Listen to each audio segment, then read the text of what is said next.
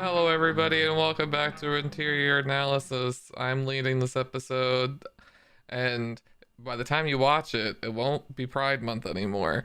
But we're recording this on June 30th, so it is very of the season to talk about this incredibly gay movie, Call Me By Your Name. I have Jelani and Evan with me. Hello. And I'm Jelani and Evan.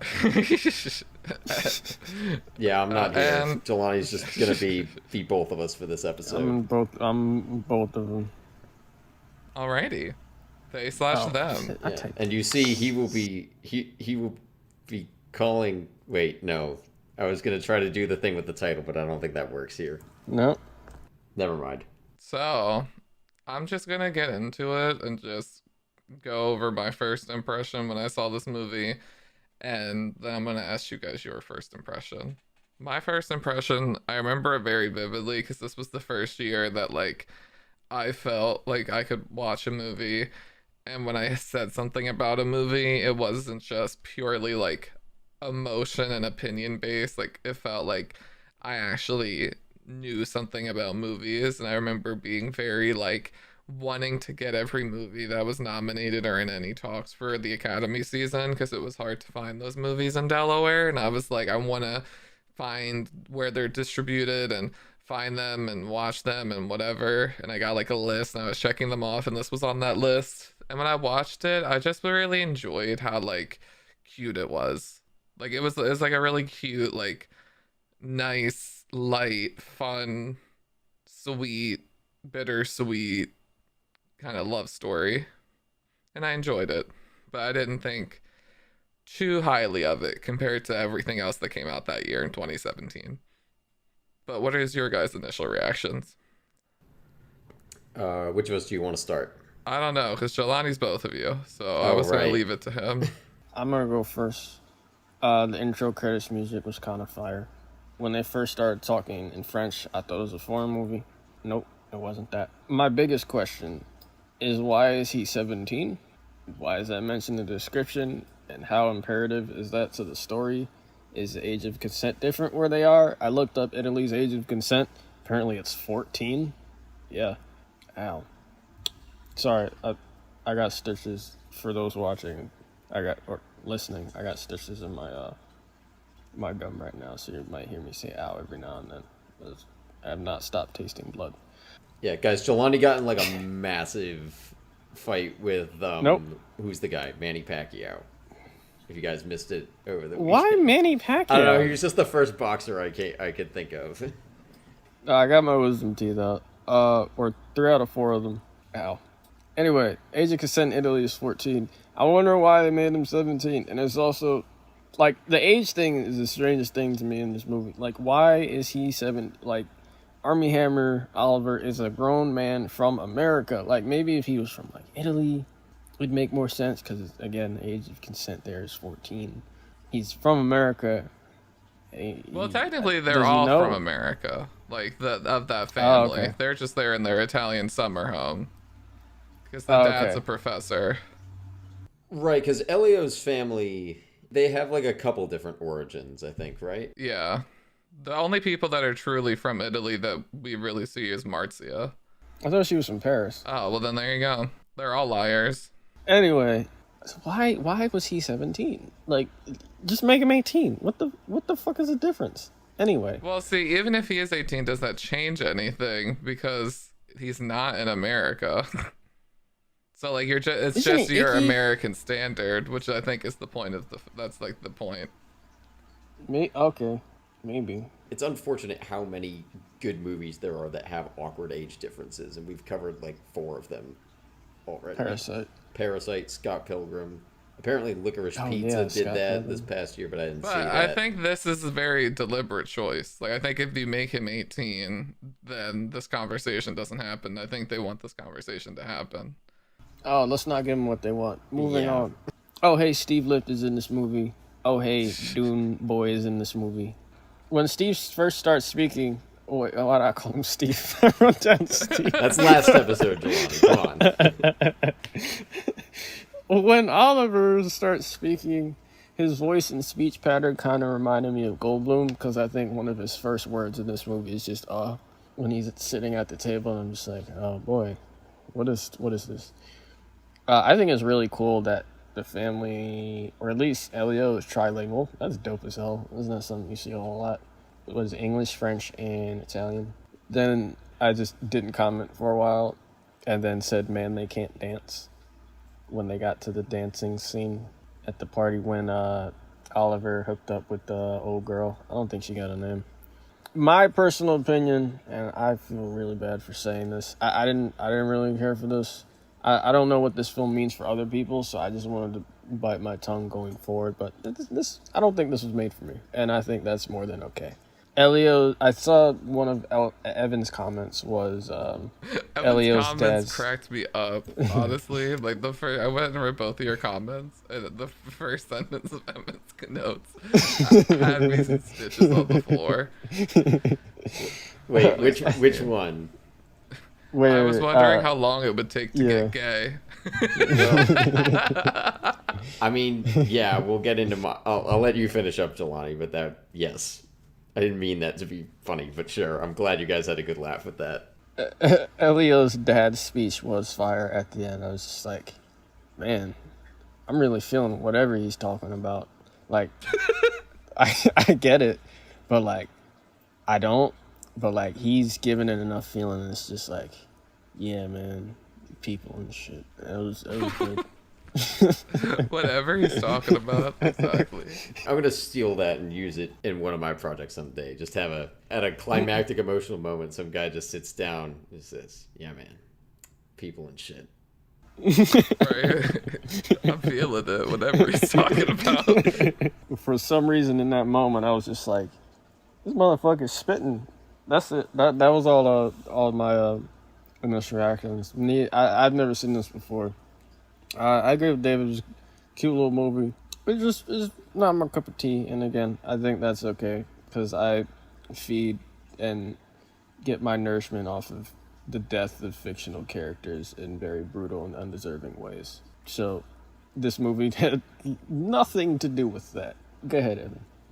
So yes, I guess my first initial reaction was spoiled. I did go in wondering, like, how long is it going to take before it, like, quote unquote, gets gay? I knew a couple things coming in. I remember seeing some of the buzz around this, the Oscar season that it came out, partly because this was, like, right when everyone discovered who Timothée Chalamet was, because this and Lady Bird were both big contenders that year. Was he in that too? Yeah, and that was actually, I think, part of why I maybe didn't see this initially, because technically the first thing I saw him in was Interstellar, because he's a really small role in that, but nobody really noticed him there.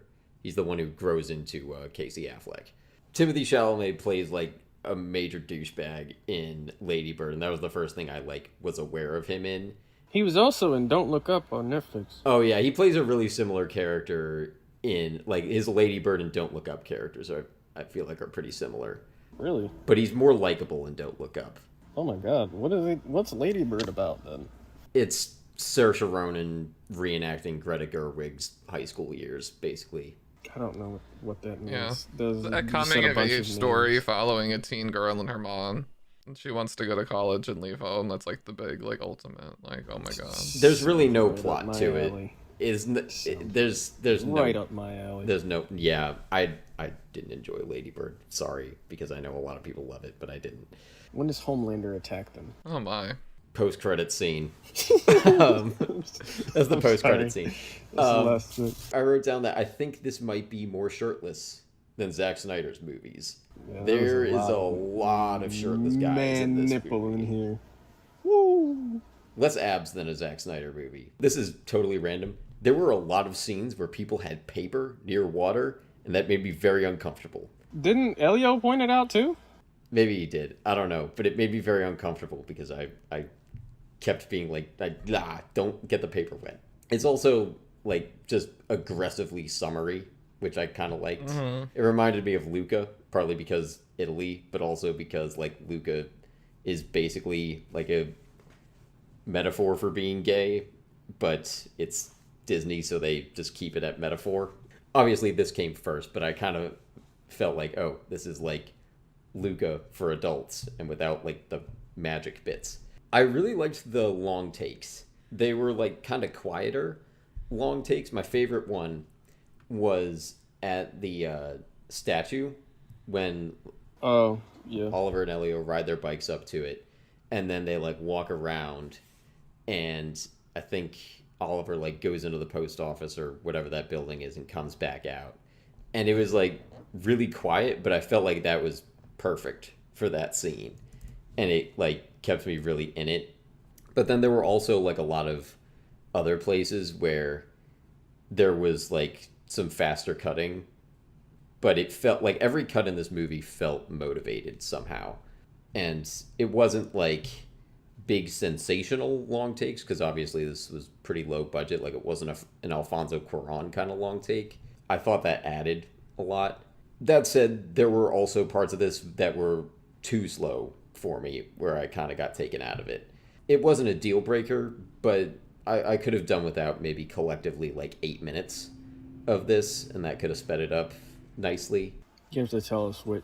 Tell us what 8? What's getting cut out. Well, this leads into another note, because I don't know if this should have been cut, but I noticed that there's a lot of this movie where Elio is just kind of waiting for things to happen, and that felt intentional.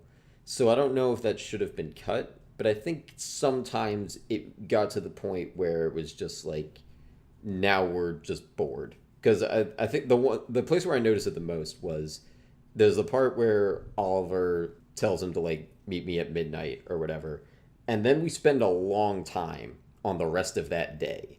I was kind of like, okay, this is doing something, because it's kind of like building our anticipation, and like we're getting to feel a little bit closer to like how the hours are moving slowly for him. But I think it did spend a little bit too long building up to that, where like there wasn't quite enough of substance happening in those spaces. So probably if that had been like 20% shorter, then I think it would have been fine, because it felt intentional. I think it was good to like build up that anticipation, but it did maybe drag on a little too long. Wow, Evan. If you dislike anything from this movie, I think that classifies you as homophobic. I had a feeling I was going to walk into that. Congrats, buddy. You're outed. Get him. Canceled. Everybody. I'll quit now. How dare you? I'll just do my last 2 notes here. Shalani already mentioned Elio's dad's speech was excellent, and I think it really tied the movie together, where it like kind of gave like another meaning to the rest, like everything that had come before. I think that's a rare thing to work. This isn't the only thing that I've seen like pull that off, and maybe this wasn't like the intention, but I think it was really good. Like, first of all, it's just like a great monologue on its own, but it also kind of made me feel like this is what the rest of the movie was like for, and like gave a little more of a purpose to it. I don't know if this is a spoiler, but Gangs of New York is another movie that I feel like does that, where it's like final shot adds an extra meaning to everything else. Then my last note, I noticed that there's a lot of points, or at least a few, where it goes out of focus, and it's usually during some of the more intimate moments. Not exclusively, I think. I'm not remembering all of them, but I noticed that there were like a bunch of points where it seemed to go intentionally out of focus, and I couldn't find anything that explained why. I didn't look like super hard, but I looked a bit trying to find that, and I didn't come across an explanation for it. So if either of you have a theory, or like have heard something from the director about why he did that, then I would be interested to know. Elio couldn't focus, so neither could the camera. I'll take that reading. We solved it. We solved it. I don't think it's that, but I don't have a better explanation. It felt intentional, so I just wonder why. I just told you the intention. Right, but I prefer to hear it from Luca, whatever his name is. Quote, I'm not going to try that. Luca G is what I'll call him, just to not screw up the last name. Before I get into the main topic that I think is going to spawn the most conversation, I'm just going to run down like a few quick notes of things that don't really fit into any category. Beautiful cinematography and color, like Evan was saying. I really enjoyed the lack of a coming out story. I feel like whenever, especially in Hollywood, that is like pitched okay, this is going to be centered on a gay person, they're always using the coming out as like the tension and the stakes, and oh my god, what if someone knows? And I just enjoyed a story where like they weren't completely upfront about it, but it wasn't a huge secret. They were more just like fluid and just like going with it, and it just wasn't even a thing. And then I also enjoyed the setting and the time. Like Evan said, this is relentlessly summery, and I really enjoyed that, especially as a theme for new love blossoming and just your summer love and the first love and that quick, passionate, burning love that comes and goes and you never forget. It's just that what this movie feels like to me. But to that, let's talk about the age difference, because I think that is the thing that is the most interesting to talk about, and Jelani, it consumed him a lot. I honestly never, when I first watched it, maybe I'm desensitized to it because I know I was gonna say we could cut this out, but she's not gonna listen to this, so it doesn't matter. But someone I went to high school with, one of my close friends, she was dating someone when we were 16 who was 19. So, and how old is Oliver? Is he like 24? He looks way older than 24. Well, I'm pretty sure Army Hammer is older than that. That's different. But I think the character is like maybe 25. I don't know if we got an exact age. No fucking way. Oh yeah, it says 24-year-old. Yeah. 24. So I was he? Yeah, he was like 19 turning 20. So it was like 16 and a 20-year-old. And then so I guess I was just desensitized to that. And because of my state's law in Delaware, it was if you're 16 or older, you could date someone, or not date, but have sexual relations with someone who is of the age of 18 to 30, and it would be legal. So I was just like, oh, okay. And it was the 80s, and it was Italy. So there was a lot of things where it just didn't jump out at me. And then it being such a thing for you where you were like, why 17? Why 17? Why not 18? Made me interested. And then I looked into it, and there are some readings on it. I didn't come up with these readings, but other people did because I don't understand archaeology. And apparently in the scenes in the first act when they're digging up these different relics and everything, they're relics of the Roman Empire, and they're specifically documenting the pedophilic nature of the Roman Empire because it was legal there, which is probably why in Italy the consent age is still really low. And that's supposed to like kind of represent Elio and Oliver's relationship and their kind of like mentorship. So I feel like it was intentional. I think you feel a difference in maturity between the two of them at the very least. Yes. Elio does feel more innocent and just maybe naive or just less seasoned than Oliver is. Just the fact that he's older does play into like their dynamic, just like the base level of how they relate to each other. It doesn't feel like unequal, but it is present, I think. I don't know, it just made me uncomfortable. Just the age, I don't, like, why do movies keep doing that? It definitely feels way more intentional, like David said. But, yeah, I don't know. I agree. Just make him 18. Yeah, so I really can't blame you. That's why I'm curious. That's why I was curious to see if within the intention, if it was too disruptive. And it seems like for you, Jelani, like that was enough to just like take you out and not want to enjoy it. Yeah, just like what Evan was saying, the maturity difference, like you really, I felt it even more so for some reason. Just like, this is a grown man and dude is still probably in like high school or some shit, or he's just fresh out. Like, I don't.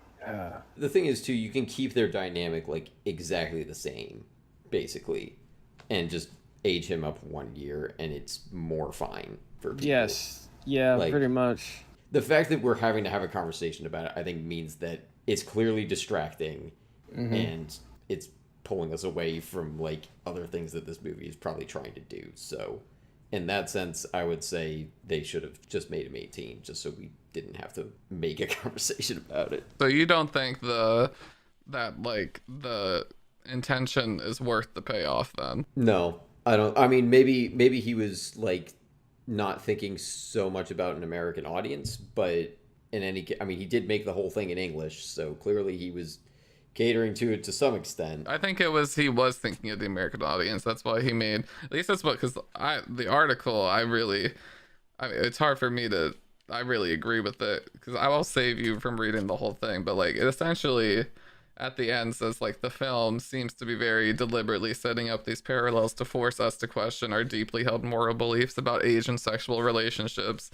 The gray area of ancient same-sex relationships is likely deliberately meant to contrast with the gray area of morality of Elio and Oliver's modern-day relationship via our somewhat complicated relationship of age of consent laws. That's what I wanted to bring it back around to. That point was sticking with me. It's like, yeah, that I kind of get that. That kind of works here. Is that, but we're talking more about the age thing more than the relationship, and I had zero problem with the relationship.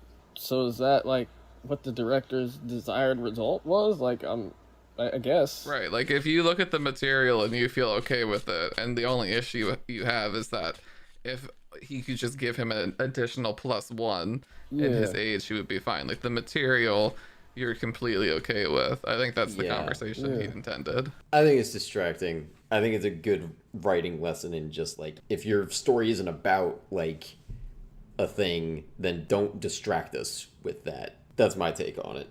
And I also think, to kind of segue into another topic, to what you guys were saying about how if you just made him 18, it wouldn't be distracting because the content didn't feel distracting. I think part of that I credit to within the first act.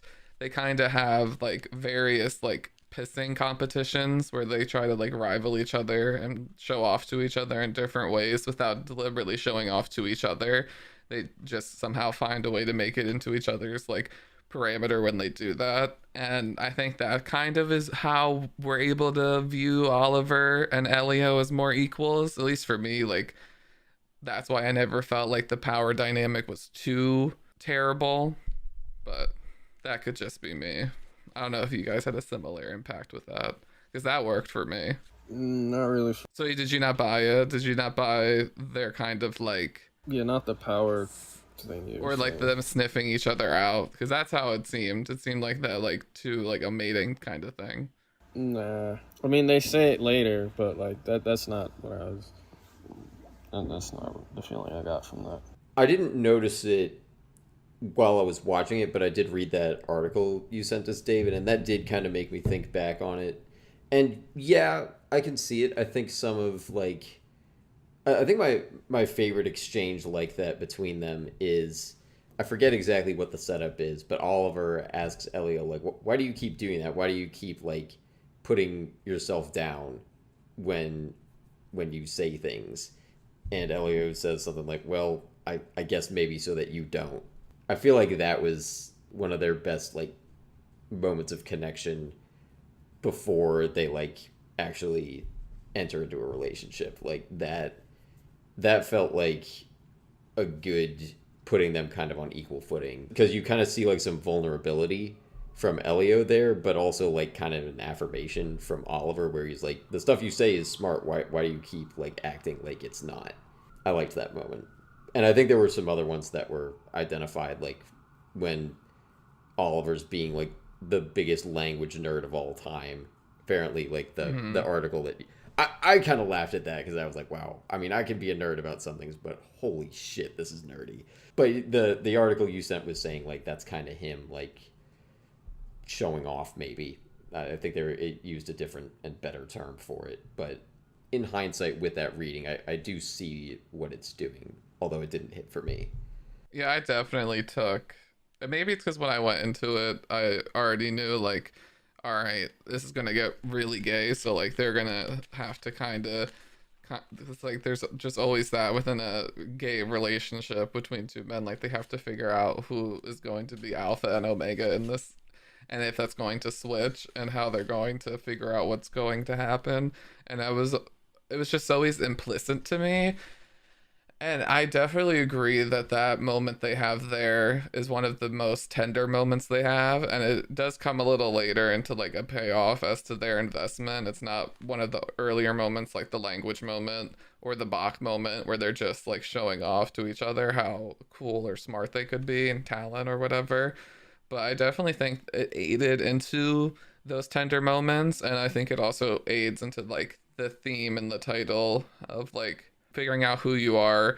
And I feel like a lot of people, especially young people, figure out a lot about themselves through their first relationship and through that person. And I think that theme of like identity and possession works really well between the characters. I didn't pick up on it until my like second time. This is my third time watching this movie. The second time watching it, I realized that they were Jewish and the Star of David had a meaning.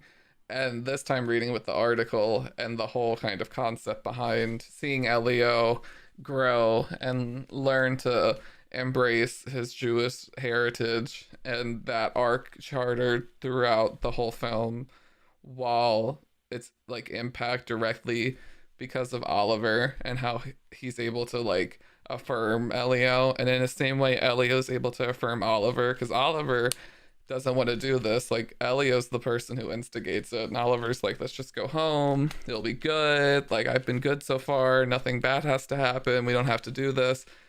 But Elio's all about it, so they both kind of fill each other's cup in this summer kind of getaway. But then towards the end, reality comes back, and I think that's when the stakes start to really rise, because it's like, this is a summer fling, and they're very upfront about that. I don't think this movie ever shies away from that fact, and the only person who's not believing it is Elio. Dude gets engaged after like 6 months. I think he says it's an on and off kind of thing. Oh yeah. Like he said, it had been like on and off for a few years, so it wasn't like.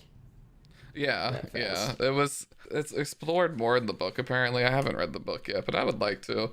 And so this is somebody in his past, and it's brought up in the first act too, that he has somebody back at home, this lady, and they're both also their relationships apparently with women was something people read into. I never like super read into that. I think that's like assuming a lot.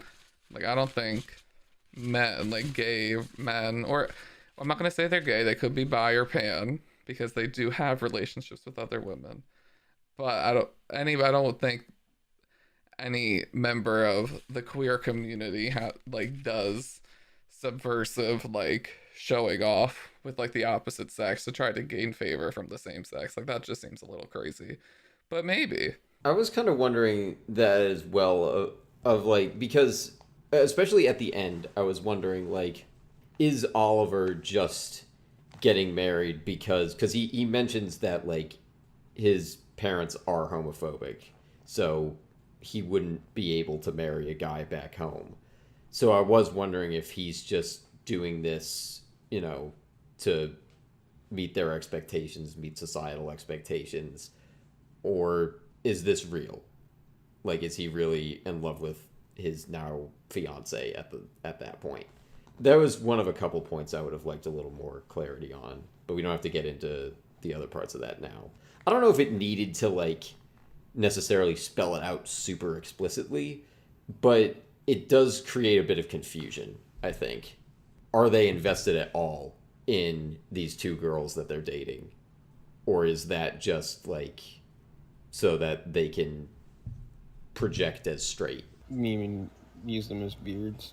Yeah, I think especially Oliver and his girl, it's confusing because she's not ever in the film. Marcia, I always read it as like Marcia to Elio is Elio to Oliver. Like Marcia is trying to buy for attention, and I feel like Elio is trying to buy for attention from Oliver for most of the film. And I think Elio is the one who really has the most to lose. I think that's why we focus on him more. Well, they also spend a lot of time on his relationship with Marcia. There's several scenes about it, and some of them are pretty long too. And sexual. Yeah. Yes. And even then he uses it to then try to get favor with Oliver. He like brings it up in their conversation the next day and in the car and stuff. And Oliver's like, what do you want from me here? And I wonder if like, because as we mentioned, this is based on a book. So a lot of that kind of stuff, like I would guess that just because novels tend to do this, the book is probably a lot more in, I'm going to guess, Elio's headspace. I haven't read it, but It seems like it's probably from his perspective, given what we see in the movie. So I'm gonna I would guess that he probably is able to there's more explanation of how invested he is in both of these relationships, but that is missing from this movie. If it's in the book, they didn't adapt it in, and maybe that was a good decision. I don't know, maybe that was intentional, but I think it is still a point of confusion. Yeah, I don't know. I never bought that Elio ever really loved Marzia or had any feelings outside of just I'm a teen, you're a teen, we're both really horny and are trying to explore sexual things. I never really bought that they had anything that significant, but I think she thought that. I think even Elio's whoa, you crazy. But she's also very, very okay with him coming out to her at the end. Yeah, that problem was solved really fast. Yeah, which I'm fine with that, but I think, and well, Solani, if you had more there, I don't want to cut you off. No, I was just gonna say she just brought it up you're whatever she said, and he was yeah. She was I'm not mad. Friends forever. Okay, yeah, it was remarkably easy. They figured that out very fast, and that was the main thing that I was noticing throughout this was the dramatic stakes or dramatic tension and stakes, because I think there's some things that it does well and other places where it feels like there was stuff missing. The relationship with Marzia that we've been talking about, I think, is one of the places where I would have appreciated a little clearer tension with what is, and as we were just saying, it never really comes to anything. The stakes are apparently pretty low there, but we don't know that until the end. So I was kind of wondering how much do we need to be worried about her finding out, or how much is at stake for each of them in this relationship? There was not a great sense of that. And same with, I'll get the negatives out of the way first and then address where I think it does well. I do hear what you were saying earlier, David, about you appreciate that this isn't a coming out story, and I'm fine with that as well. But I did kind of find myself, and maybe this is just me watching this the wrong way and getting too used to the coming out narrative that we've had, but I did find myself asking what are the stakes of being out in this world? Because it's not present day, so we can't necessarily assume them as a modern audience watching this just from existing in the world. Yeah, the only inference we can really draw is it's the 80s, and being gay in the 80s sucks because of AIDS. That's the only context we really get. Yeah, but AIDS is never mentioned one bit here, so that doesn't feel like. But if you're looking for a traditional standard stakes of what you're going to infer from a homosexual narrative, it's the two things are coming out and then AIDS. And if you're in the 80s, it's okay, it's going to be a story about AIDS, but it's not. And I'm glad if it was, I think it would be much more typical. And I think I remember hearing, I don't remember from where, but I think when this first came out, I did hear somebody saying in praise of it that it's not necessarily a happy ending, but there is kind of a history of violence against gay characters. A lot of times gay characters will end up dead. Yeah. Whether it's historical, there's been a couple of movies about Alan Turing, and in real life he had, I forget what he died of. I think it was some disease, but he has kind of a tragic ending. And I think there's a couple other historical figures that I'm not thinking of that have had biopics, but both in those and in fictional things, there has apparently been kind of a history of gay characters tend to not have happy endings. And I'm not sure I would call this a happy ending, but it's certainly not tragic. So I think I remember hearing somebody saying I'm glad that I appreciate that this movie does that. But again, I think there was a bit of ambiguity as to because I think you could very easily have done things to make it a little easier to telegraph to us that this is not going to be a coming out story, because I've seen a couple other things where there really is no danger to being out. Like, even another historical thing, like Portrait of a Lady on Fire is a movie that's has some similarities to this, where like it's historical, and like I think that's set in like the 1700s, so like homosexuality is not okay back then, but they're in this setting where they're like isolated, so there's never any danger there. That's never a tension. And then you like I think there's some more current stuff where the whole question of like how dangerous is coming out in this case, like it stops being a question really early. And I felt like it kind of went back and forth in this movie, where like as soon as they have that conversation at the statue, Oliver is saying like, we can't talk about those things. So clearly there's some kind of it doesn't seem like they're gonna like die or be like totally be ostracized if they're out, but obviously there's some kind of like there's something at stake there, and it's a little bit vague. We don't find out until the end that like Oliver mentions like his parents are gonna probably would send him off to like conversion therapy, or at least that's what it sounded like. So those stakes aren't introduced. But then like halfway through, we meet Elio's parents bring over like their two openly gay friends. So there's not that much danger. And maybe I'm just watching this the wrong way, but I found myself asking most of the time, like, how bad would it be if they were outed, whether voluntarily or not?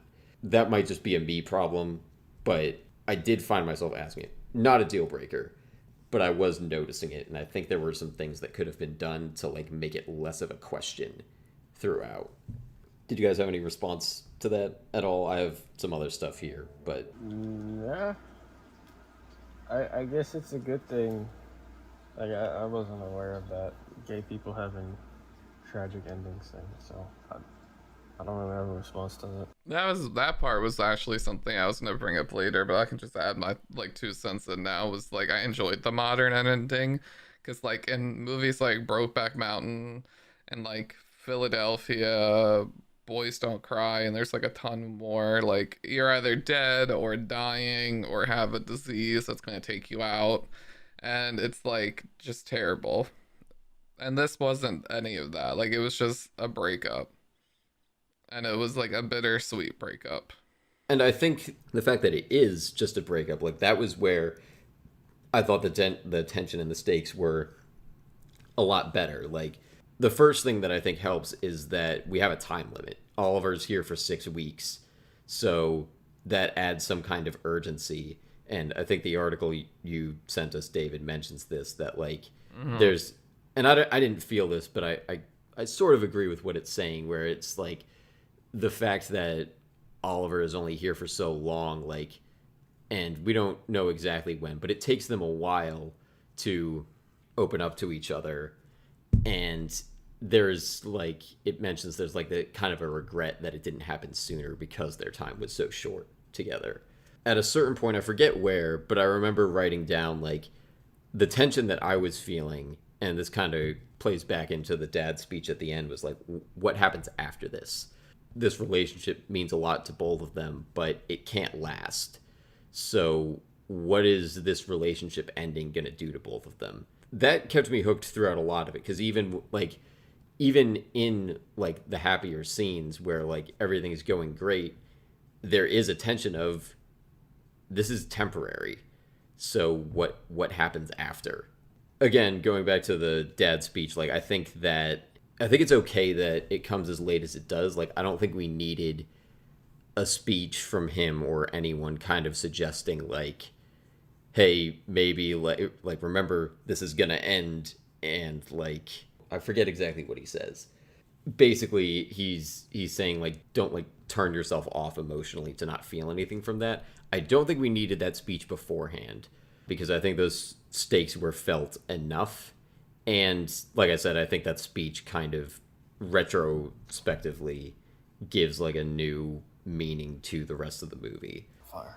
The relationship stakes here, I think, worked pretty well.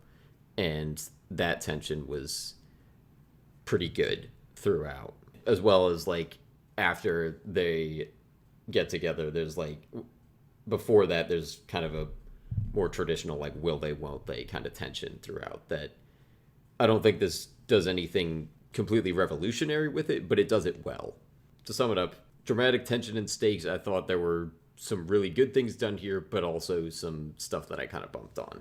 Yeah, I agree with a lot of that. And like, to me, a lot of the stakes, like, it comes from that time frame. It comes from us knowing this is just going to be a summer fling and watching the bomb and not wanting it to end, because it's part of, I think, the pacing, because usually I don't feel the passage of time in films or TV shows. Like, it's just what it is. Like, I take it as a grain of salt because it just doesn't ever hit for me. Like, I never buy that amount of time passed, but I really buy it in this film, and I think it's because the first two acts are so much longer than the third act, and by the time they finally are fully in a relationship and realized, it ends like within like 10-15 pages, and it's just that was effective for me. And I think it also allowed for like the whole theme of the identity and like call me by your name and I'll call you yours, what allowed that all to hit more, especially on this rewatch, because like I didn't catch all the stuff when he's like calling him like a usurper and moving into Elio's room and all these things that like you use as like your identity. And this guy is being forced in for the summer program, so it's Elio's fear to like metaphorically let him in while he's literally being physically just pushed in because he has no other place to go. And that's just, the stakes hit more for me this time, I think. And maybe they'll hit more for me on the second time around too, because I guess I'll just have a better sense of it. So this might benefit from a rewatch in a couple of years. Where do you think the third act starts? Because you're saying like you think that the first two are a lot longer. So where do you think is the cutoff? I would say it would be close to their trip, right around then. Okay. I just wanted to know where you drew that line. Yeah, I think that's when I would split it, when they're on their trip. That whole like moment, I think, would be what sends him in. Yeah. Well, a lot of times I've heard that like change in location is what marks an act break. That's not a universal rule, but I've heard that too. It would follow that. I think that's a thing that just typically happens. It's not like a... Mm-hmm. And it makes sense, but if you follow like the story circle and everything with taking your hero to a different quote-unquote world, it makes sense. Mm-hmm. That tends to be what happens with thresholds. But then I also wouldn't be surprised with this film, because this film uses setting and time so like deliberately. Like, and that's another reason why, because like at the end with the breakup and it being winter, like I'm all for it. I'm all for the basic like English 101 analysis. It is winter, and in winter things die. It's like, yeah, this is the death of their relationship, and it's effective for me. I hadn't thought of that, but yeah, that does seem very deliberate. And Oliver is very cold towards Elio. Symbolized by the snow that Elio walks through. And then Elio cries his eyes out by the fire, because the fire reminds him of the fiery passion he had in his relationship with Oliver. In the summer when it was hot. And fire is hot. And fire is hot. I think we're kind of joking there, but I'm positive that reading exists out there somewhere. Like, I'm pretty sure somebody must have done that. I mean, why not? I didn't. That was me. Right, but I think somebody has done that in a much less sarcastic tone. What was sarcastic about what I said? It was poetic. Oh, it sounded a little sarcastic. It was.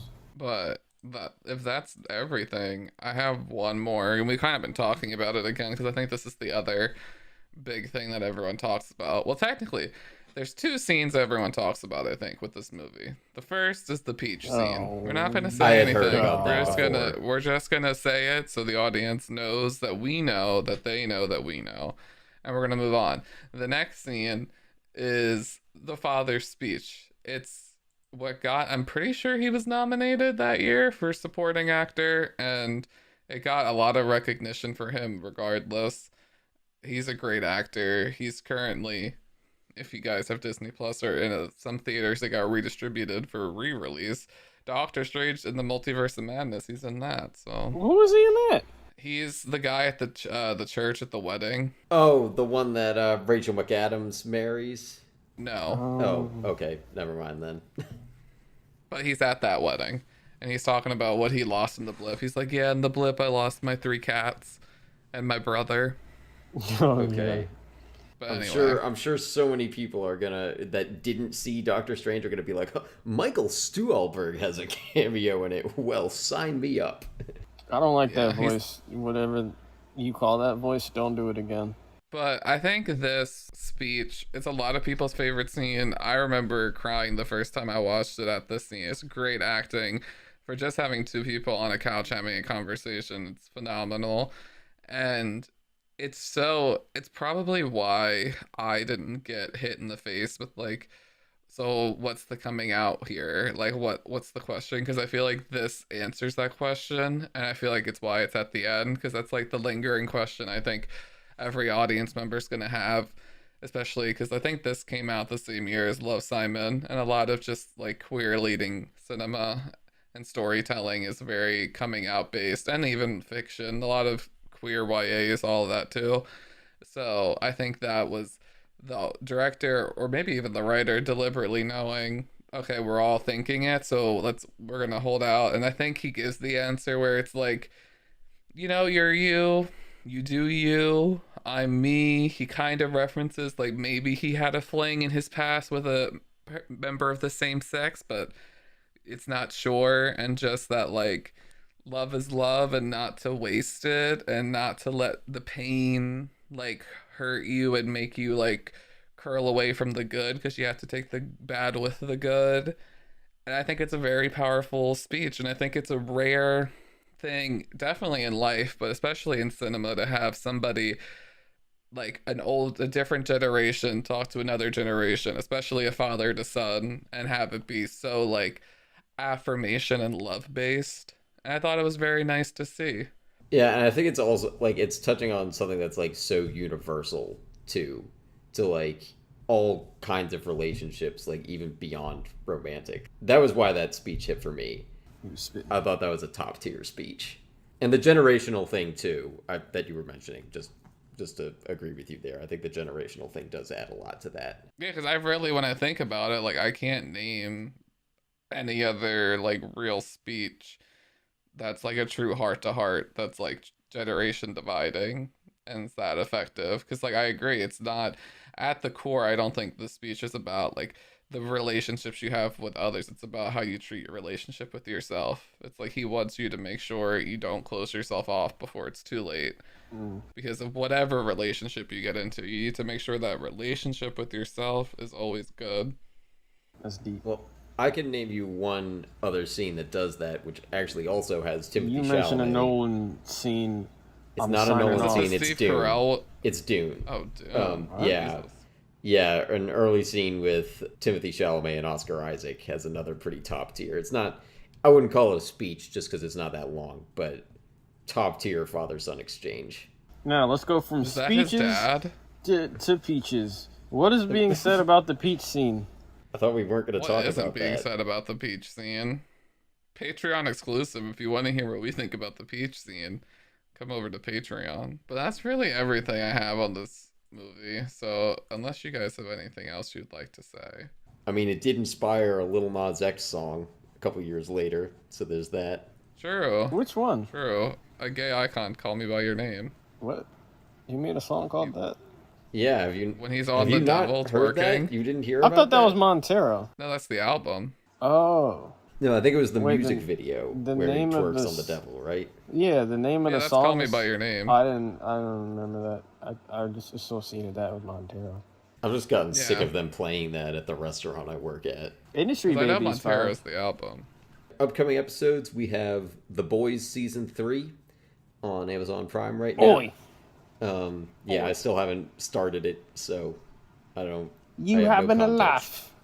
I'm still waiting on Chicken Noodle to show up. This could be the season where Chicken Noodle shows up and makes my dreams come true. It's not. Hey, 2 episodes left. There's 2 episodes that haven't dropped yet. It could still happen. Evan, stop waiting on Chicken Noodle, the soup. I am going to keep waiting on Chicken Noodle until this show gets canceled, because that is the one thing I want out of this show, is a soup named Chicken Noodle. Or lentil. I'll settle for lentil, or French onion or tomato. But one of those has to show up. How do we feel about a clam chowder? Clam But chowder you don't call soup? it clam It's not, chowder yeah. soup. You just call it clam chowder. So that doesn't work as well. Is cereal a soup? No. I don't consider cereal a soup. If we are not counting clam chowder, we're not counting cereal. Yeah. Clam chowder is a soup. You just don't call it clam chowder soup.